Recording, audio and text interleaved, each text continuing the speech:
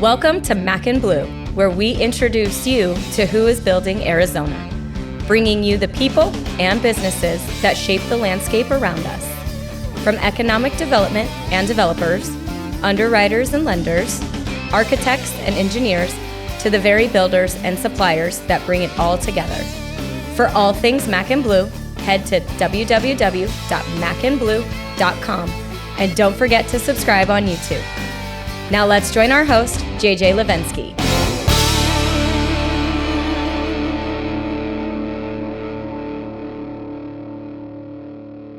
Hi, everyone. Welcome to Mac and Bleu. I'm your host, JJ Levinsky, co-founder and president of Blue Wave General Contracting. Today, I have Mark Davenport from SPS Architects. Great to have you on, Mark. And Mark is I believe it's the managing partner. Is that correct? Yes, sir. So, Mark and I have known each other for a while. And the cool part is, and we'll get into all the stuff with SPS Plus and you. But before we start, I always like to do like a little icebreaker so people get to know you. So here's the question today, and I try to mix it up every time. So if you could meet any living person for dinner, who would it be and why? Oh boy. Not to put you on the spot.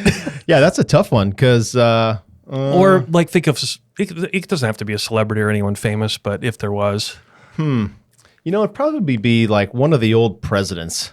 Like even like a Clinton, just to be like, hey, so tell me how that all went down. It's like, man, that's been hard. No, that was a good one. I don't think we can top that one. Okay, so thanks for that, Mark, because I don't want to go any deeper on that subject. I think that was a pun too. Yes. Let's leave it at that. You're native.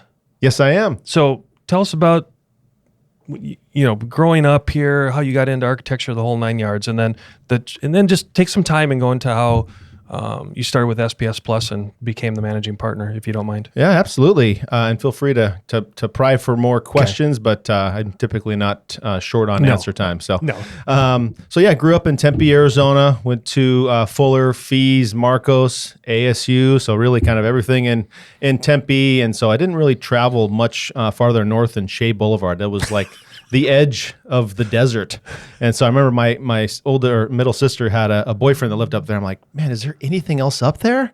And so like the road to Fountain Hills. Yeah, exactly. Well, and never like anywhere out west. So like Bell Road was a thing. I had no idea he was even there.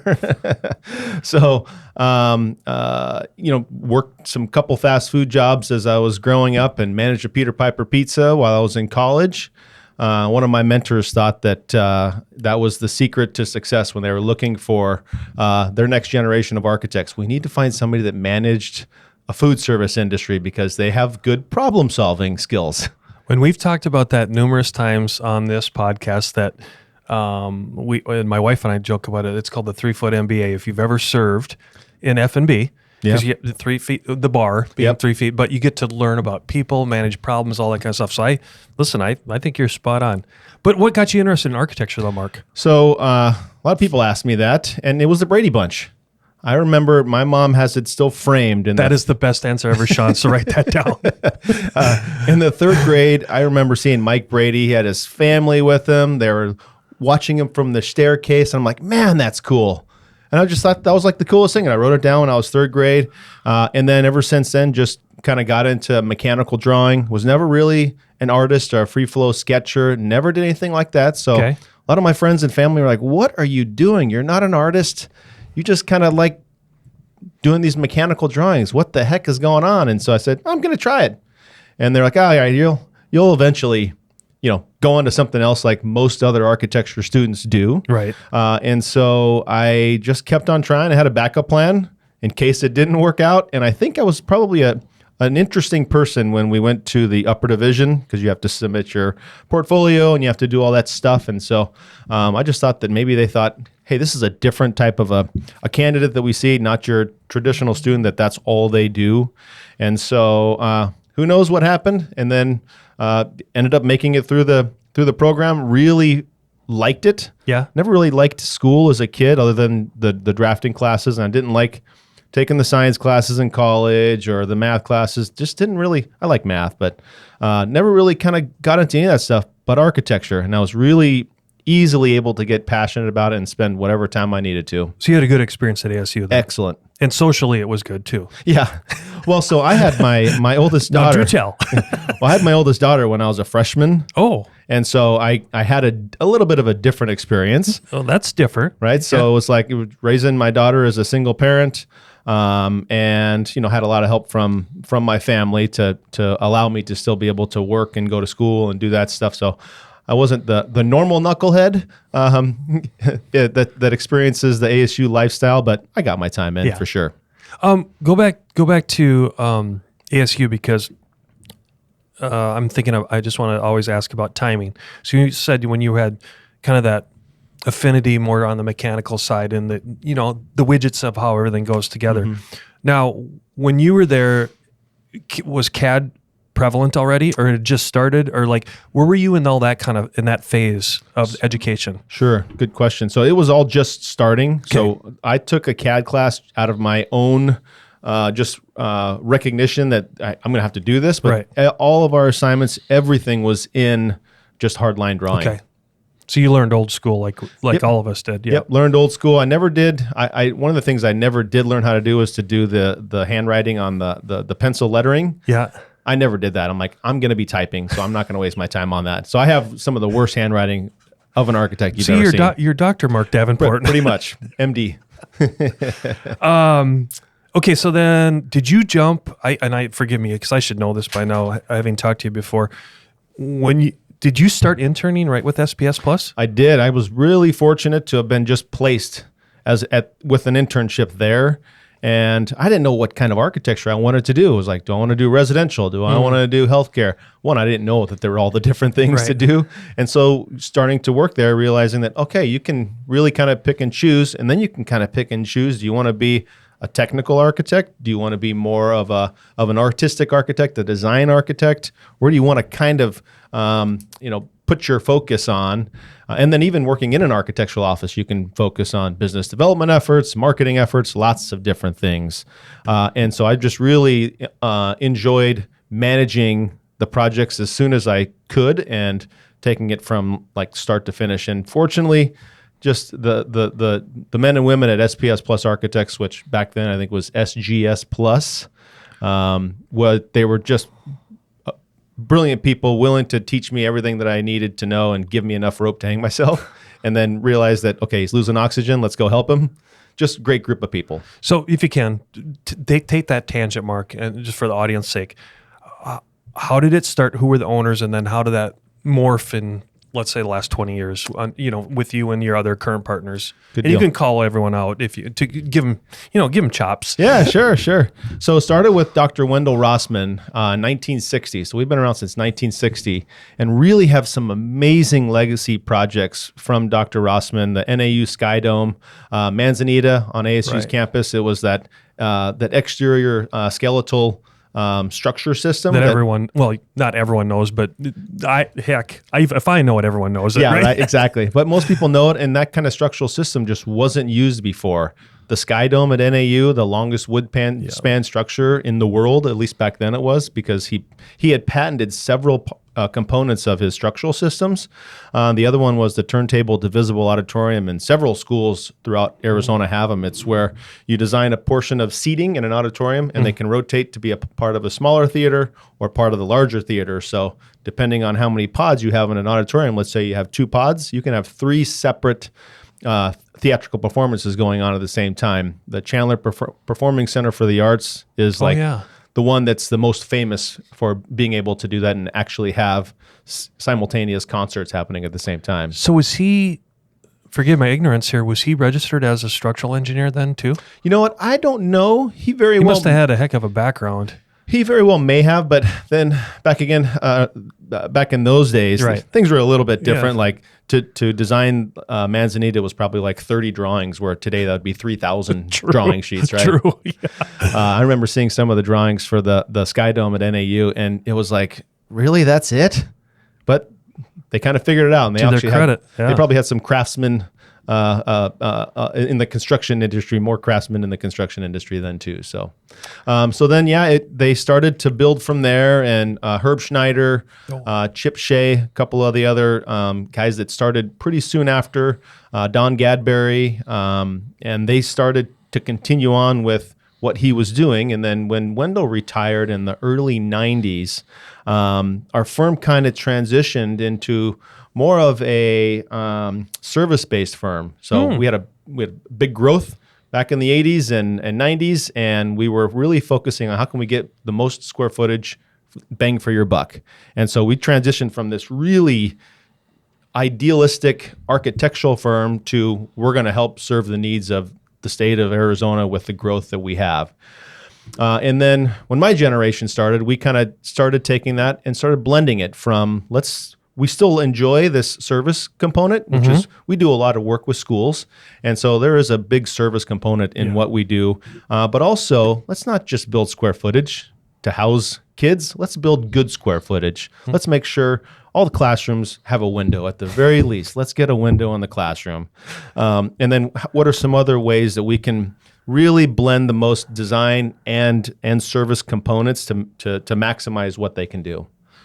So during the time frame that you just described, Mark, were those individuals, did everyone become partners over that period? Did it ebb and flow in a partnership and then people were in and out? I'm just curious because I think most people will always want to know, like, how does an architectural firm work, from the business standpoint? Yeah, so and it definitely did. So I think it was Herb Schneider joined, and then Don Gadberry joined, and then Chip Shea joined, and I think the partnership, and we've always had a partnership transition of there's no buy-in other than the time you spent at the firm. So it's an equity play. It's an equity play, exactly. So when Wendell retired, then they brought on Bill Pittenger, Terry Wooster, and Bob Pian. And so then Herb was probably 78 at the time. A young lad. And Chip said, you know what, it's time for us to look at the next generation. This is around 2008. Okay. So when things are like still booming, but saying it's gonna take a turn here, they asked myself, Pat McGee, and Carlos Murrieta if we would become associates in the firm. And at that point, when you become an associate, it's a couple years before you'll start into a partnership type transition. And so that's when I transitioned in 2010. Okay. So I'm transitioning in with Carlos and Pat, all is going to be equal partners over a transition period, while Herb and Chip start to transition out. So each time somebody would retire, they would try to bring some new partners in. So at one point, I think we had 8 partners. Oh, wow. And it was a mess. Like, that's a lot. Imagine trying to make a decision with 8 people in a room.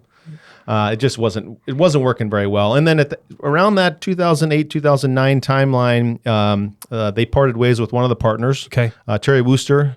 Back then, we had a little Cessna because we did a lot of work in the rural parts of Arizona. And so Terry said, let me take the plane. I'm going to go do my own thing. He's working in Texas now as a director of facilities for one of the school districts there. Terry and I talk maybe once a year now, but he was important in my career as growing up.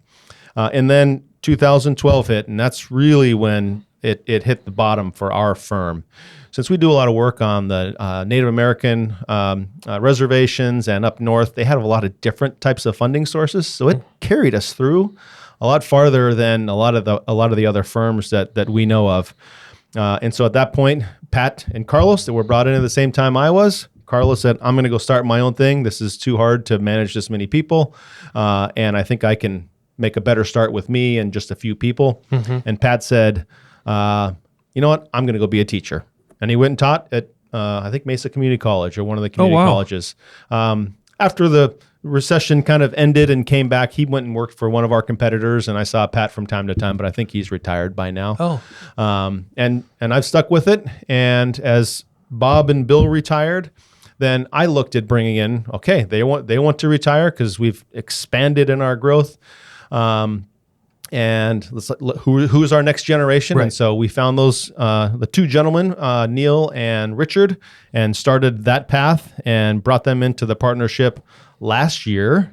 March of last year. And then unfortunately, Neil passed away in May. So right now it is Richard and myself, and Bill is in his last year transitioning out because we took care of Bob and then started taking care of Bill's retirement. And so at the end of this year, he'll be retired and it'll just be Richard and myself. And we're now tasked with looking at who's our future generations to tap into. Thank you for that. Very detailed and you did a great job of explaining it. Even I could follow it. So hopefully the audience, because it is neat. I mean, whether it's architecture, engineering, construction, the ethos of this show is building Arizona, to talk about people, to know that you guys started in the 60s and you're still here. I mean, there's something to be proud of that, so kudos to you. Yeah, thanks. With that, then, to give context, how many staff members, or what's your team comprised of? How many people right now, roughly? 75. Oh, that's huge. And in 2008 was our biggest year, and then till everything hit. And I think we were 35 people and revenue of $4.5 million. And this year we're tracking an $18 million revenue year. So we've really kind of just blown up since things got going again.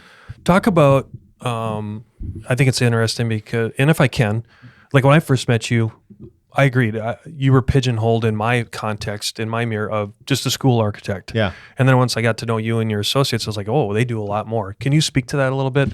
I mean, again, the Native American and things like that. You guys really do a lot, broad base. So talk around that a little bit, Mark. Yeah, definitely. I'd say back in 2000, early 2000s, we were probably 85% schools. What was that high? It was incredible. Now we're about 60%. So it's still pretty high, but when you consider our revenue, the other parts still, are a lot bigger than what the other one was in the past. So really it started with relationships. And that was one of the things that I really, once I understood, like we're in this for the relationship building component, not just the building component. And once you can establish a good working relationship with someone, you can do great things. Right. And so we really, one of the things that by working on the Native American reservations, we had touches into every single type of project. We had schools, we had healthcare, we had justice, we had housing, we had everything. So we could jump into any market sector really that we wanted to, as long as we could find some of the right people, the specialists to work on them in our office. I think that's a really good point because, and the reason I'm interrupting is I think we all get asked this question. Well, what do you design? What do you build? And what they want is everyone wants to give you that singular answer, right?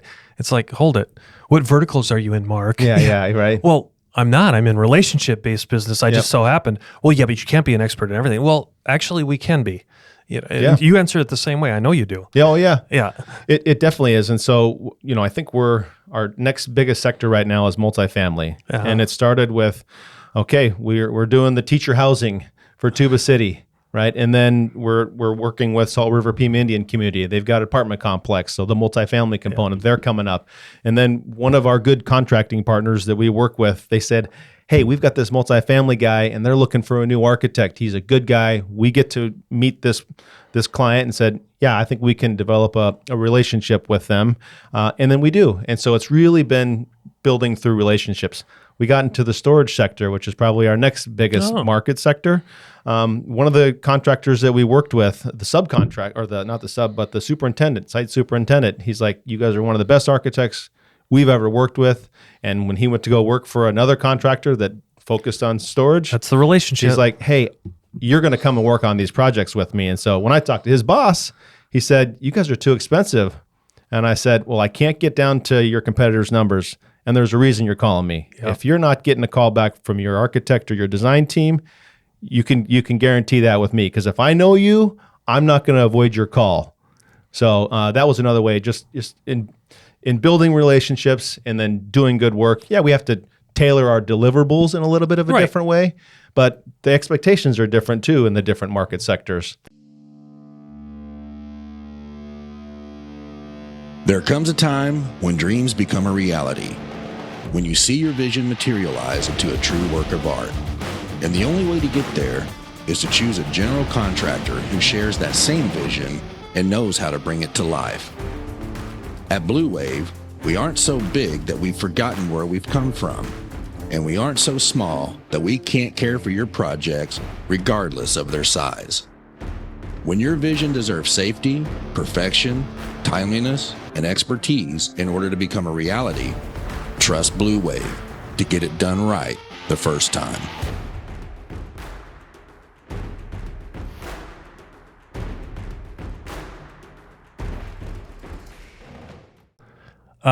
Price is what you pay, value is what you get. That's right. That's right. So, we're just guys here. Talk about that one because, you get it. We've had a lot of discussions on this platform before of costs on the other side, but we haven't had as many architectural guests on. How do you guys handle, I think it'd be very educational for the audience. How do you guys handle the cost perspective of doing what an architect does? At the end and of the I know day, that's a big question. that is a big but question. I think I'm leading you in. You know what I'm trying to ask you. So, and we can continue to hone in if we need to. But a lot of times our clients will say, why is it so much? You're just drawing stuff. It's like, bingo. Okay. No, I'm not saying bingo to you. I'm saying bingo because we get the same thing. Yeah. Why does it cost so much, JJ? You're just building it. Yeah, exactly. Right. And so like on our side, it's like, so what I always tell them is it's just our time. Yeah. That's all we have to bill is our time. We don't have anything else. And it takes not just our time, but the time to coordinate to make sure that the mechanical piece has the right electrical, that the structural, that there are all these components are talking to each other. And for the most part, I'll break it down even more. So our fee consists of 20% of our fee consists of let's monitor the construction. There's always questions that come up. Let's help make sure that if this product isn't available, what's the next best available product. So we're a part of that team to help doing that. So that's 20% of our fee. And then of the rest of that, 40% of that fee typically goes to our engineers. So it goes to structural, mechanical, electrical. And it's even higher than that sometimes, Mark, isn't it? I mean, truth be told. Yeah, it really is, especially if you've got a strange site that has some tremendous civil concerns. That can be one of the bigger. Typically, that can be one of the larger fee components of a project. So, which is more and more because all the prime dirt's gone. Yeah, that's right. So then our component really gets chiseled down to the smallest, not the smallest, but not the majority of what the project fee is. So what? And this isn't to bash any of our municipalities because we're all trying to work together, and those that are squashing each other are losers right now. Anyone that if there's a synergy or a kumbaya moment that we all have, we've all been part of when we all work together, things go better. When we work as estranged, it doesn't go so well. Yep. With that though, on the municipal side, one of the things, we keep getting is delays and costs on that you have to answer to the owners as well. Is there any light at the end of the tunnel, so to speak, in that as far as what you guys are seeing from the municipal side of like, are there any new shortcuts happening? Are they allowing more self-certification or things? All these buzz things that are out there. Not really. I mean, the biggest. Well, way to go. The biggest. Sorry, man. No, I know. The biggest thing that we were celebrating was that the city of Phoenix opened up their counters again on April 1st. Oh, so that was huge. that's something. Right. It's something. It's one step, because when you can't do a face-to-face meeting, It's hard. Virtual is good because you can move a lot of things forward. But at the end of the day, sometimes you just need to sit down with somebody, walk them through a set of plans, especially when it's something relatively simple and it's just, we have a policy in our office. I'm doing it in quotes because it's like an unwritten rule. But if you go back and forth more than 3 times in an email, let's just stop and pick up the phone. Oh, you're speaking my language. Thank you. Because it's like you're just going to keep swirling around the issue because people don't understand what it is, apparently, if you keep going back and forth. I'm going to go tangential on you in a minute. You guys have an interiors, correct? We do. And how long ago did you bring that in, Mark? I'd say that was probably 7 years ago. 2016, I think, is when we did. So 6-7 years ago. And was it a project or a client that kind of facilitated that? It was the people. Okay. So one of one of our other growth strategies is really the talent that we have. Mm-hmm. And so one of the bigger projects for us was when we won the West Mech project. Oh. And that was an amazing accomplishment for us. It was one that we weren't supposed to win.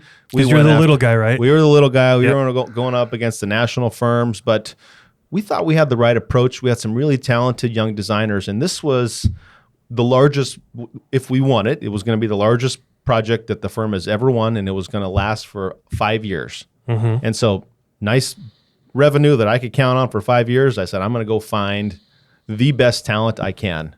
And that's when, quite frankly, I didn't find, because I had known Neil and Catherine for many years, and Catherine has just a strong, amazing eye for interiors, like nobody else. And both her and Neil had an ability to convince every one of the clients that they had to do more than what they thought they could, because they had such a powerful vision.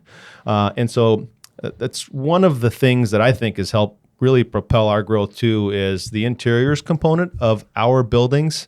I was touring one of our projects at Mesa Mountain View last week, and the interiors and the graphics package that they put together is just so amazing that it just takes our projects up one more level.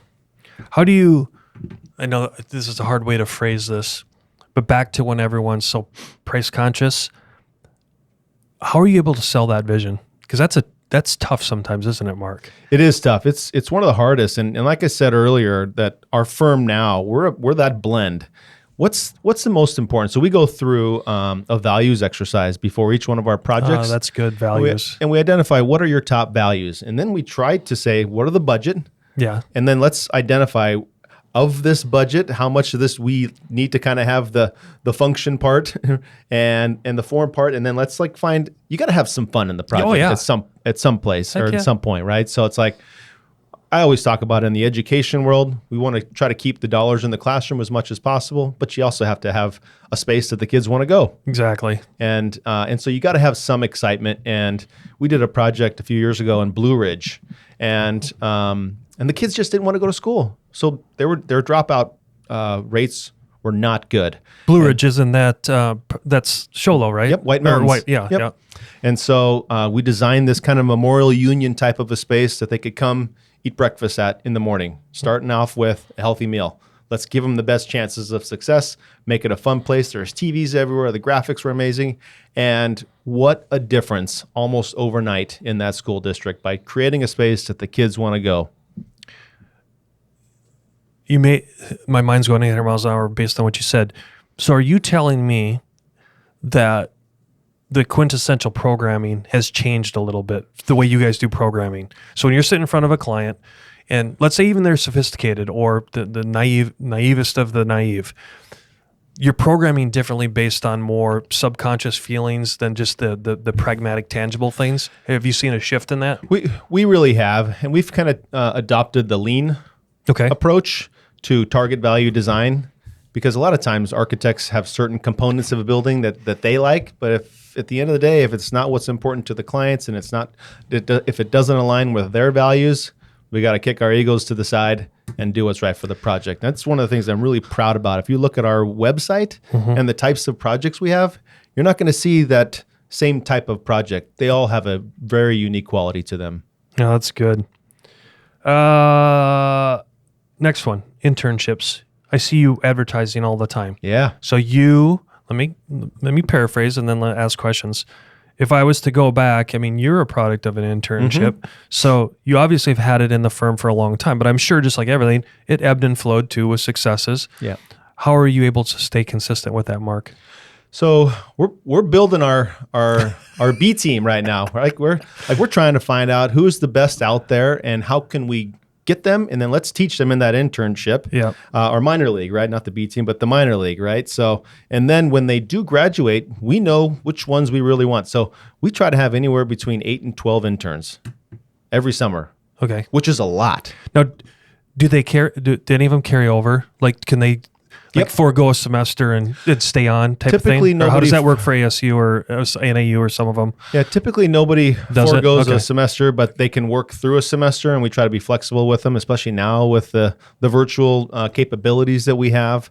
So many times they do, but the architecture program can be pretty tough. So it's like, hey, let's see what you can do, and if it becomes too much, just say uncle at any time, and we'll see you at the next break or whatever. Got it. So that happens, but it's been a very good, successful thing for us. So it started with, let's see who's out there. Then it's like, okay, we can't just see who's out there. We have to go get them. And we do interviews with them now, and we want them to try to be prepared to know how to do this in the future if they want to.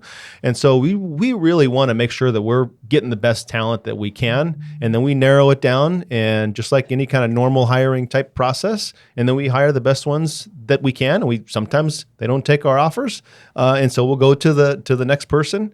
But it's been a very successful way of kind of building the staff that we want. And kind of doing it the right way, because one of the things we hear a lot is, what are they teaching these kids these days at ASU and these other colleges? And it's like, well, they're teaching them big problem solving skills, not necessarily the day-to-day things of what we do. And I don't think they're teaching them Revit either right now.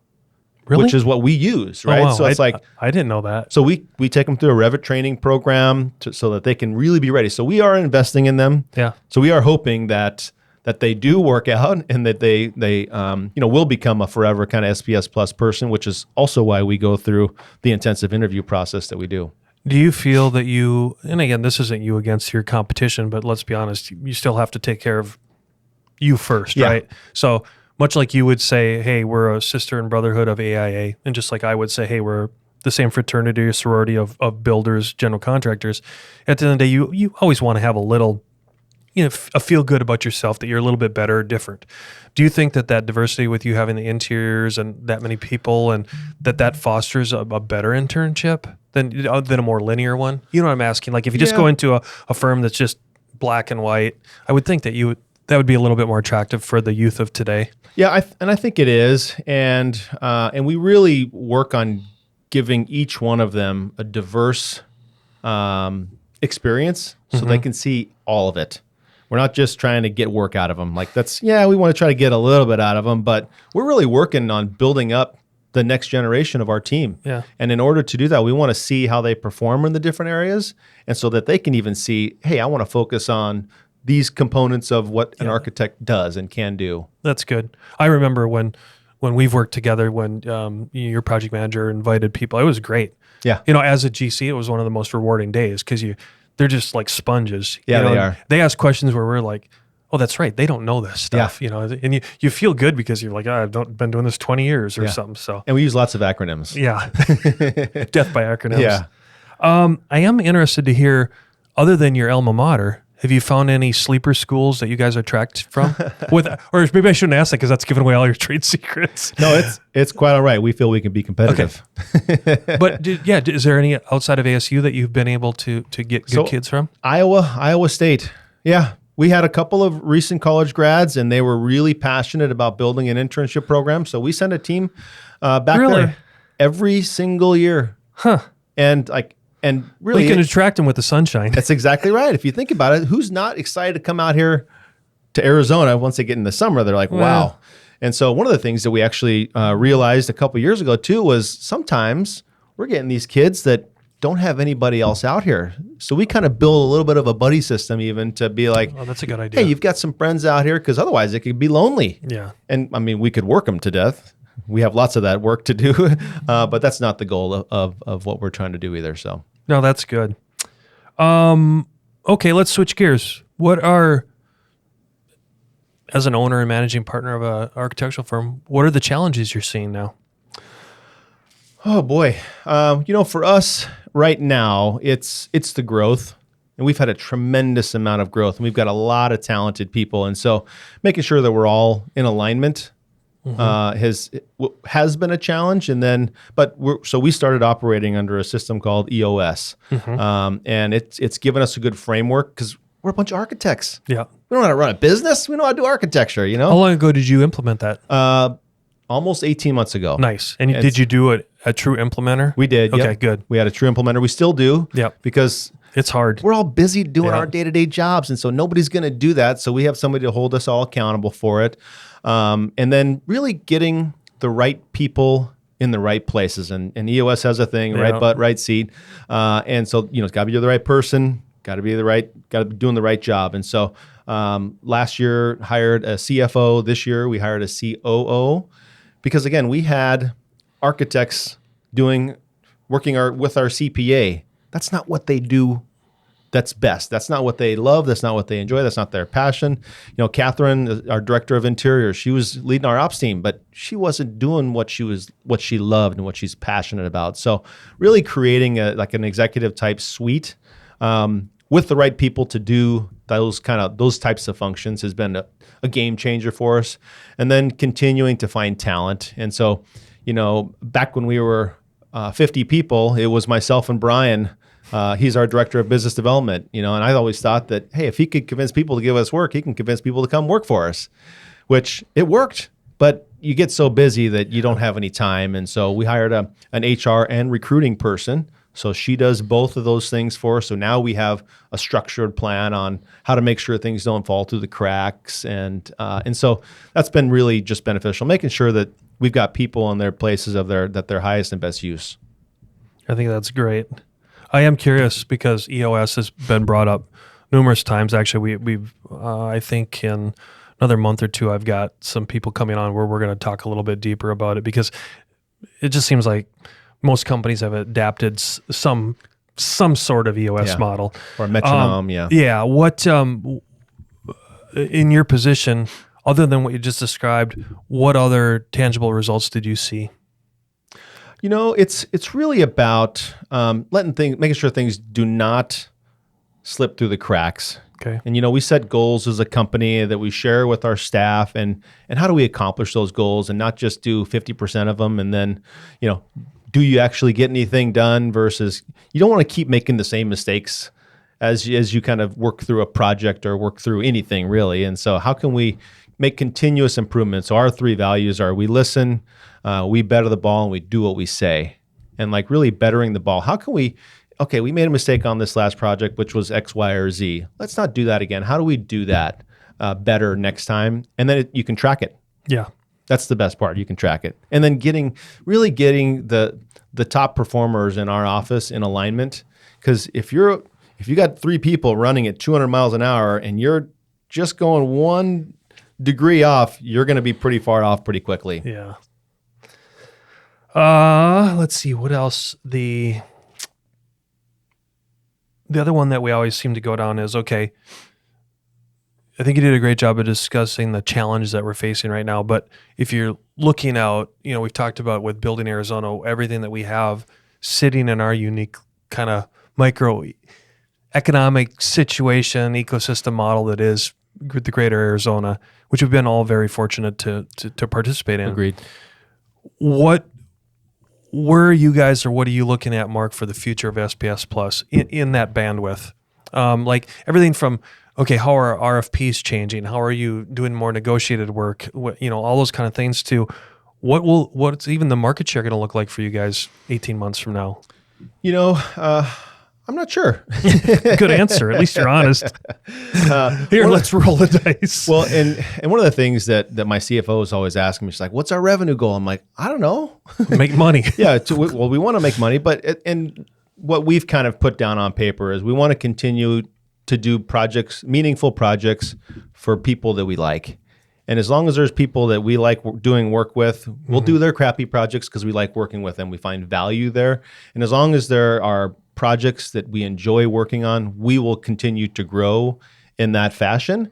And so one of the things that I think works best for our culture is, we got problems like every other company. One of the good things that we have people that care and people that enjoy what they do. So as long as we have those 2 things and they can see that we're making progress on improving the things that we don't do well, which is what Traction and EOS does for us, or Bloom, I should say now is the new software name, then it helps keep our team together.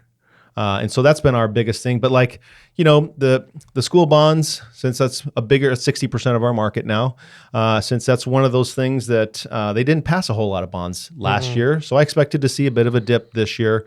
There's $1.4 billion, and it's growing still. That's going to be on the election cycle this November. Things are looking positive, and if that happens, then we think that our education sector is going to continue in the positive growth. We've been hearing for the last 15 years that the multifamily is going to die. Still going. Every time you turn around, it's still going, and we continue to earn opportunities in that market sector too. And one of the things that's I think is a little unique about our firm is we have partnerships with, I think it's 12 other architecture firms right now. So that helps with a little bit with our ebb and flow of when workflow comes in. And then also helps us get a foot in the door with other things. And so we work with some of the other big retail guys, and as if they need overflow help, we can help them. And we just have good working relationships with them. So it'll be interesting to see if retail starts to slow down a little bit, but as long as those two big manufacturing companies are going, well, that's what we're looking for nowadays is, okay, they're putting in electrical. So everything electrical is going to be behind schedule. When they get to roofing, okay, everything in roofing is going to be behind schedule, which already hit, right? So that's how we're trying to watch. You're speaking our language, right? Well, and the other thing it's like the one of the bigger struggles for me this last year is I've been the worst guesser. I've usually been able to have a pretty good pulse on where the budgets are going to need to be set, and so we can really have that target value design set up front appropriately.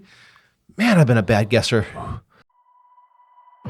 There comes a time when dreams become a reality, when you see your vision materialize into a true work of art. And the only way to get there is to choose a general contractor who shares that same vision and knows how to bring it to life. At Blue Wave, we aren't so big that we've forgotten where we've come from, and we aren't so small that we can't care for your projects regardless of their size. When your vision deserves safety, perfection, timeliness, and expertise in order to become a reality, trust Blue Wave to get it done right the first time.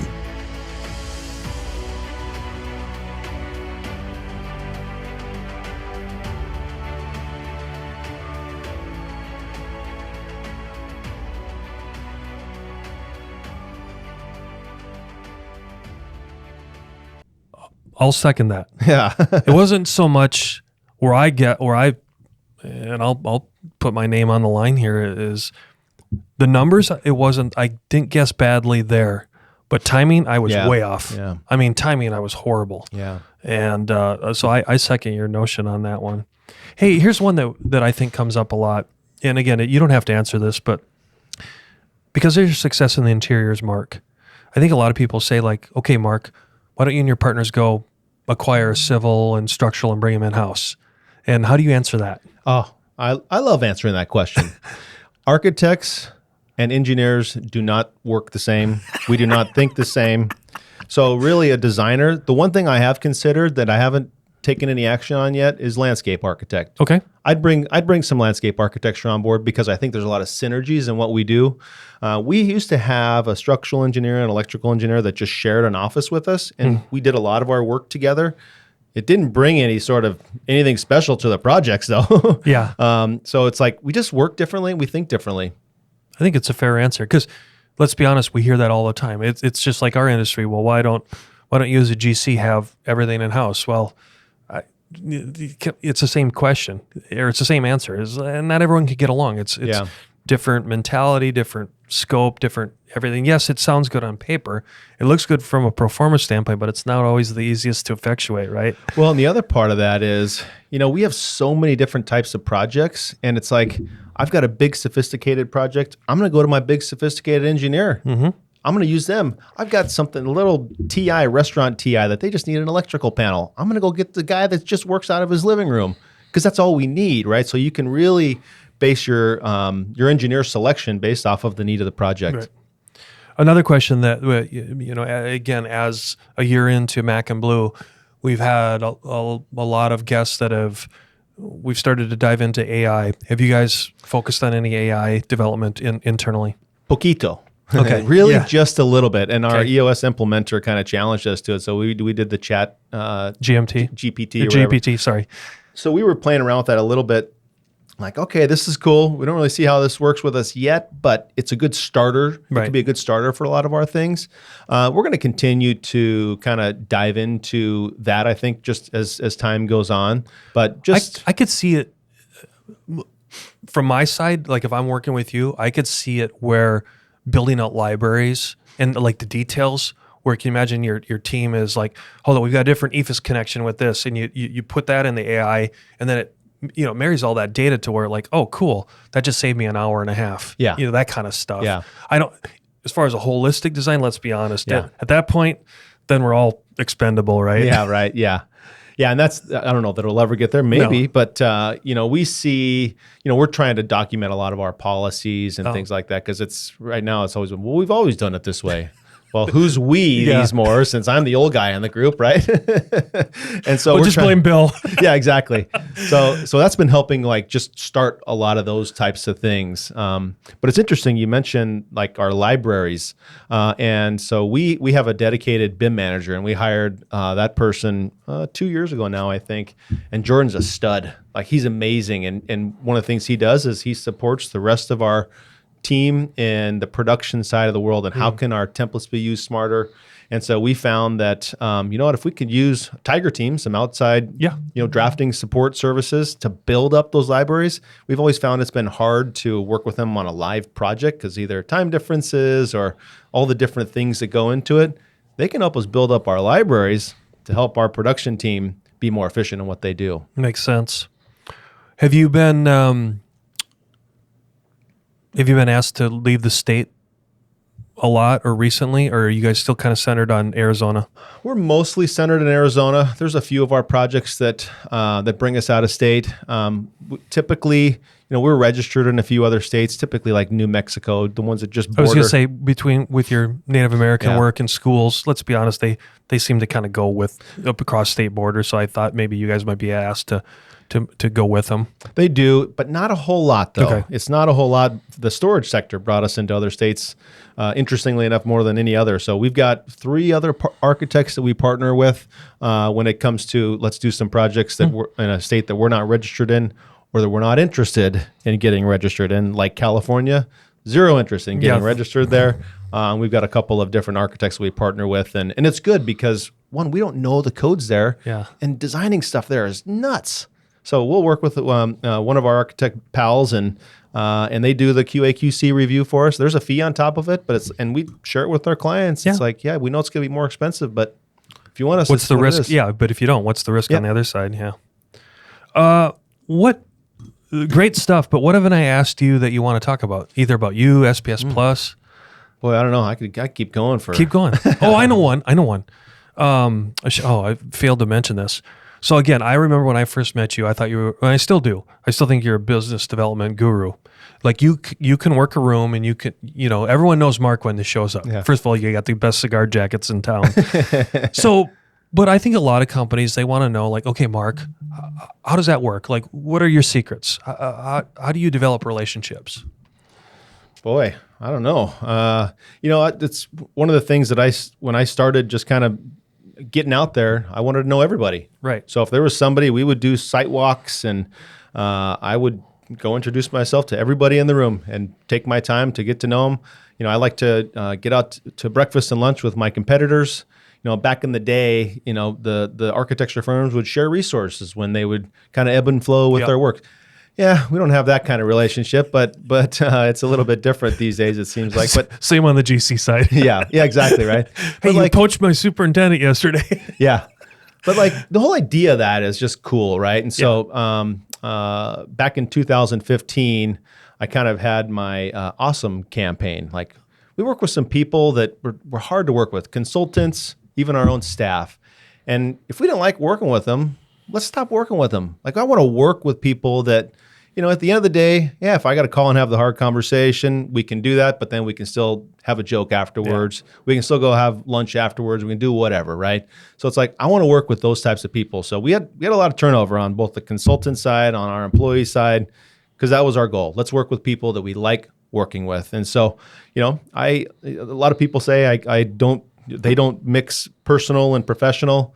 It's all the same for me. Like, when I have a relationship with someone, like I develop a personal relationship almost with each person that I work with. At the end of the day, if we spend more of our day at work than anything else, right? And at the end of the day, I want them to know that they can trust me with their best interests in hand and mind, and they can call me with anything that they have, and I'm gonna do everything that I can. And that's kind of how I've worked it ever since. No, I think that's profound wisdom on that one. Okay, now back to what didn't I ask you, or what do you want to share? Boy, I don't know. You got something. What's your handicap? 13. I played golf on Not Friday. bad for 9 holes. Yeah, Oh, sorry. yeah, right. I played golf on Friday, and I think I shot to the 13, and all the guys were giving me a hard time for shooting it, but also brought a plus handicap with me. So There you go. There you go. That's good. I think one of the things that's just been, I think, good for me and I try to do for our team is to just empower everyone to kind of, if there's any roadblocks in your way, let me know. Let's move them out of the way. I don't know if I had the Sprinter van back in the day when you and I worked together, but that's been just an amazing thing for me to be able to bring my work to wherever I go, Right. and to kind of work in between appointments. And when I get home, I can get home. It's interesting that it took a mind shift for me, because I always just wanted to do more. And so I'm like, okay, I don't have to work anymore, so I'm going to shut it off. Good for you. Or I had to schedule quiet time throughout the day so I could do the important, not urgent things, because we can all get hung up in the whirlwind of the day-to-day life. Yeah, and at the end of the day, your team needed you to be the managing partner. Yeah. You're not the working partner, the managing partner. Right. And I'm still figuring that part out, too. Yeah, well, we all are, right? But, each year we get a little wiser and find smarter and more talented people. Yeah. So I think it's great. Anything else you want to share then? I don't think so. I know we could talk about a bunch of other things, but just be respectful of time as well. Mark, can't thank you enough for being on Mac and Blue. I know you bring a great reputation, a great mindset, and just kind of like I said, without patronizing you, kind of a social uplifting in our community as the AEC community. So just want to thank you for being on. And it's that good. And glad to see that. And I really wanted to put a point to this. Glad to see that the diversification is what you do, what you shared. Because again, even when I first met you in your firm, knowing that you guys did a lot more than schools and you're very involved in the community. So thank you for that. Yeah, we are. Thank you very much. And I guess the last thing I could really say is we have an extremely diverse office. Yes. As well. And so I think that's one of the things that really kind of describes our success, is just each and every person that we have. We have an office in Tucson, and I think we have more U of A grads than ASU grads, even though more people are in the Scottsdale office. So be that what it is. Makes for good fun on the weekends. It does, especially when ASU made it as far as U of A did in the March Madness this year. I love it. I love it. Well, thanks again, everyone, for joining us today, and I look forward to you on the next episode of Mac and Blue.